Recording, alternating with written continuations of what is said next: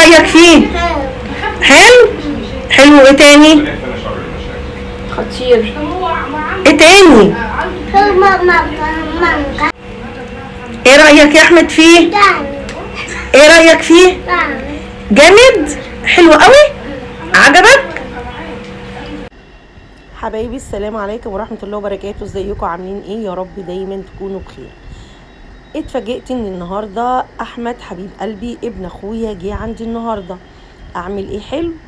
هنعمل حاجة جميلة جدا جدا. الاول كده معانا نص كيلو لبن هو اللي كان في التلاجة، ما اشتريتش اي حاجة من بره. معلقتين سكر، معلقتين كاستر، مش اكتر من كده. قلبناهم كويس جدا جدا، وبحيث ان اللبن طبعا قليل جدا عندي حطيت عليه مجين ميه. هتفرق؟ مش هيفرق اي حاجه خالص. هنقلبهم كده على البوتاجاز وايدينا فيه علشان يما كده يغلي او يسخن يدينا كريمه ويبقى حلو جدا. معايا هنا كريم، معايا جيلي بالرمان، وكمان معايا جيلي بالمانجا. طبعا دوبنا الجيلي كوباية مية مغلية وكوباية مية ساقعة وحطيناهم في الفريزر لغاية ما انتوا شايفينهم كده جمدوا، ما خدوش اي وقت خالص. معايا بقى بسكوت، اي بسكوت عندك. انا كان عندي 3 بواكي بسكوت سادة، حطيت عليهم معلقة من الزبدة وضربتهم في الكبة ونعمتهم زي ما انتوا شايفين كده. على فكرة انا كنت ضرباهم وحطاهم في كيس في التلاجة، يعني لو ضيف او حاجة كده جاتني فجأة على طول اطلعه واعمله. على فكرة بتبقى حاجة كويسة جدا جدا، وبتبقى كمان مشرفة وحاجة سهلة.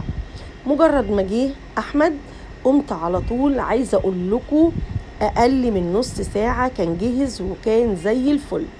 حطينا كده البسكوت على الجيلي، عايزة اقول لكم كان خطير. قاعد جنبي على ترابيزة المطبخ اهو، وعمال يقول لي انت بتعملي لي ايه حلو. قلت له مفاجأة. يقول لي مفاجأة ايه؟ قلت له هتشوفها دلوقتي. طبعا عايزة اقول لكم الزبدة يما اتضربت مع البسكوت الريحة جميلة جدا، بس يا ريت ما نحطهاش في كيس بلاستيك ونحطها في التلاجة. اي علبة باخ كده عندنا ونحطها على رف التلاجة او في باب التلاجة، تقعد معاكي سنة مفيش اي مشكلة. نحضر حاجتنا كده وتتحط في التلاجة بحيث اي حد يخش عليكي تطلعي وتعملي على طول. الكاستر معانا اهوت طبعا برد خالص، وكمان شغلت عليه المروحة كده علشان يبرد بسرعة، ولازم يبقى سايل كده، ما يبقاش الكاستر يكون تقيل معاكي. بصوا عامل ازاي كريمي، بسم الله ما شاء الله، جميل جدا جدا. عملنا طبقة جيلي وعملنا طبقة بسكوت وعملنا طبقة كاستر. عايزة اقول لكم خطيرة. المفروض ان هي تتحط في التلاجة نص ساعة، بس انا ما اكدبش عليكم ما حطيتهاش في التلاجة خالص. يعني مجرد ما اتعملت احمد مش صابر خالص، صبتها كده على طول زي ما انتوا شايفين، مفيش 5 دقايق كده على الرخامة كانت تمام قوي وقدمتها، وكان الطعم بتاعها بجد خطير. وبالصدفة كان عندي كده منجاية، والله منجاية واحدة زي ما انتوا شايفين كده، وكمان كان عندي رمان ورحت مسكاه ورحت مفصصاه على طول، قسمتها نصين كده ودبتها بظهر المعلقة، نزلت في ثانية. احمد بيحب الرمان جدا جدا جدا. عايزه اقول لكم على عينه ان هو ساكت، عايز ياكل من الرمان باي طريقه. هتشوفوه دلوقتي هو وعمالي ياخد في الرمان. بصوا المنظر جميل، وعايزه اقول لكم الطعم كمان كان بجد خطير. حطينا رمان على الجيلي اللي بالرمان، وبحيث ان الرمان دلوقتي طالع، وعلى فكرة كان مسكر جدا جدا مش حادق ولا اي حاجة. وهنحط على الجيلي اللي بالمانجا هنحط عليه مانجا. واحمد هو وجاي عشان عارفني ان انا بحب الموز جدا، كان جايب لي موز كمان معاه، ورحت مقطعة واحدة كده وحطيتها فوق المانجا بجد كان طعمه حلو قوي.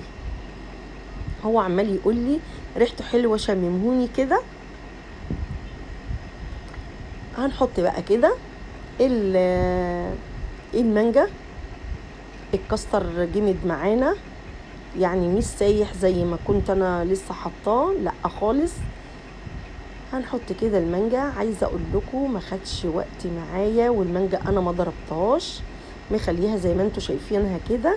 يا دوبك قطعتها وضربتها بالمعلقه ضربتين 3، عشان انا مش عايزاها عصير مانجا ولا عايزاها مكعبات مانجا، بوريك زي ما انتم شايفينها كده.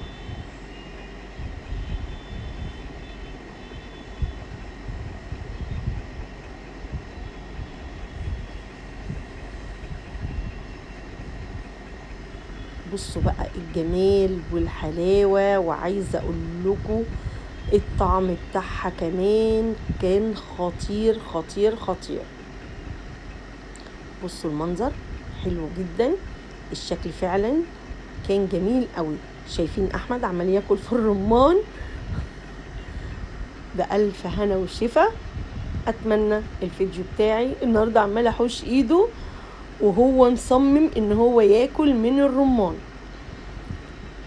ادي بقى الفيديو بتاعي. بصوا الجمال وبصوا الحلاوه، بسم الله ما شاء الله، اللهم بارك. جميل جدا جدا جدا، حاجه مشرفه وحاجه ساقعه. اتمنى الفيديو بتاعي البسيط النهارده يكون عجبكم، والسلام عليكم.